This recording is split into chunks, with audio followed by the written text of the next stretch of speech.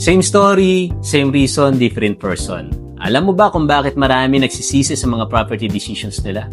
Hindi dahil mali ang binili nila, kundi dahil nahuli sila. Years ago, yung mga kumuha ng property sa probinsya, malapit sa Metro Manila, mura pa nun. Ngayon sila yung may mga mataas na property value at steady rental income. The lesson is simple. Hindi ka kumita sa kahihintay. Kumita ka sa tamang timing. Sa Modal Loves, you get modern lifestyle units na perfect para sa mga young professionals na katulad mo. Starting families at investors na gustong mauna sa magandang oportunidad. Location is very strategic. Malapit sa main roads, commercial areas at daily essentials. Dito yan sa Taytay Rizal.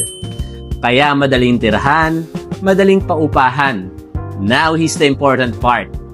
Limited units na lang ang available. Prices are expected to go up at hindi mapipigilan. So ano pang hinihintay mo? Ang pagtaas o ang tamang timing ngayon?